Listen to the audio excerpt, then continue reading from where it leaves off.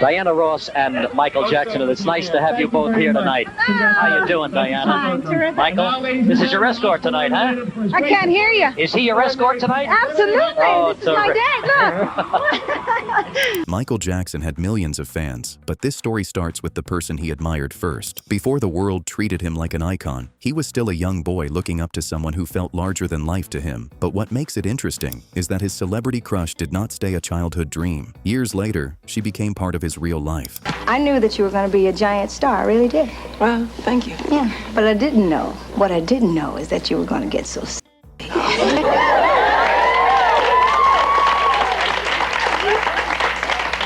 You're embarrassing me. Well, I always knew you would. What? Be sexy. Do you guys think she's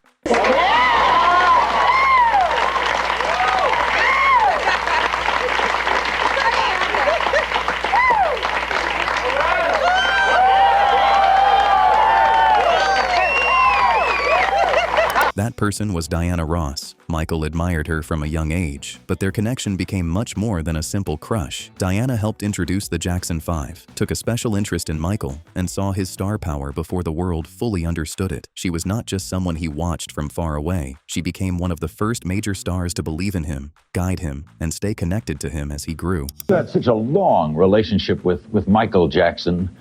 Back when he was a young recording star, there were rumors that he changed his looks to look like you. How would you describe Michael Jackson hyphen Diana Ross? What is that?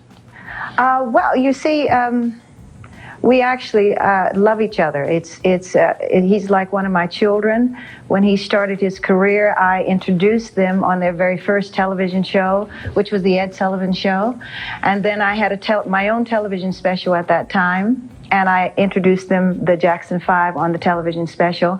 And I took a special interest in him, and we were very close. When the boys came from Indiana, they stayed with me in my house in California, and I was like their house mother or something, and I kind of took care of them until their parents came. So we just built a relationship in the early days. And then he went on to have his own career, of which he's very, very talented. So it's just that we don't see each other half as much as I would like to see him. I did see him maybe a couple months ago and introduced him to my sons, my boys. And my little one, Evan, loves music and wants to look like Michael Jackson. Do you think he wants to look like you? Do you buy that? Do you think No, I don't buy that at all. Diana's role in Michael's life became even deeper because their connection was personal. Michael and his brothers were not only meeting her at public events, they were around her, learning from her, and spending time with her like family. That kind of closeness explains why Michael's admiration for Diana stayed with him for so long. The boys came to Detroit for a showcase for Berry Gordy, and I remember them wearing these little green outfits and these hats, and they did a show in Berry's house in Detroit called the Pool House. And we knew then that it was going to be something special. And I got an opportunity to introduce them on the Ed Sullivan Show, and the rest is just history. And we did a television special and so on, and I played with Michael. And they came to live with me in California for, it seemed like just a few months, but I don't know how long it was there when the parents were moving from Indiana up to California. And I got to know them very well, and I tried to train them. I tried to tell them. Tried to teach them how to make their beds and how to wash the dishes and picking up the dishes from the table. So I was sort of like a parent, and I feel like that. Since the beginning of their careers, I feel very much as if they are my children. Even though I don't see them as often, Michael and I bonded very early. I'm Michael!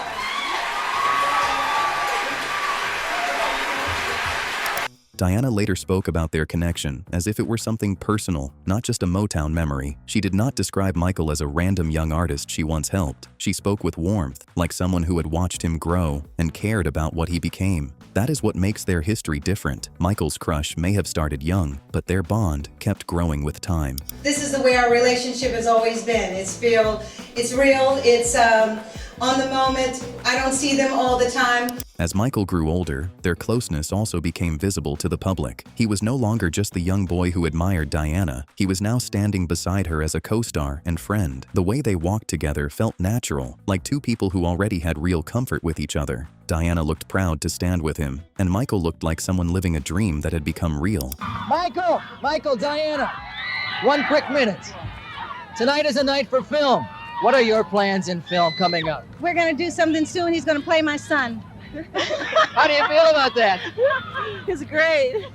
Then came the moment where Diana introduced Michael and called him "my baby." That line did not feel like a normal award show introduction. It sounded personal because Diana had known him through different stages of his life. Michael's hug made the moment even stronger. It felt like years of love, history, and admiration coming out in one simple reaction. I got an opportunity to work with some talented, extraordinary people. And I want you to know that at this point in time in my life, I would like to use my life as a tunnel, a place for others with talent to go, to move through me. And I got an opportunity 10 years ago to introduce to you a talent, my baby. We did a movie together, and since then, I mean, he's just had blockbuster success with his album Off the Wall. Ladies and gentlemen, my baby, Michael Jackson.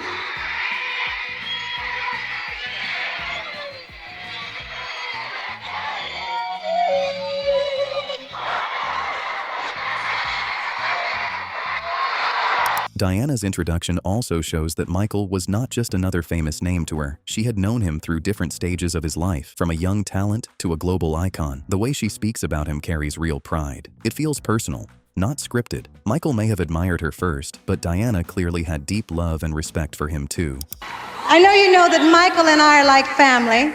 We've shared many magic moments together, the early days and television specials, recording, and doing the movie The Wiz. Well, you know he's an exceptional human being, talented beyond his years, a dream in motion. And Michael gave that love back when he spoke about Diana. Calling her one of his favorite people did not sound like a regular thank you line. It felt honest. By then, Diana was not just the woman he admired as a child. She was someone he trusted, respected, and carried with him through his life. One of my favorite people in the whole entire world, Miss Diana Ross.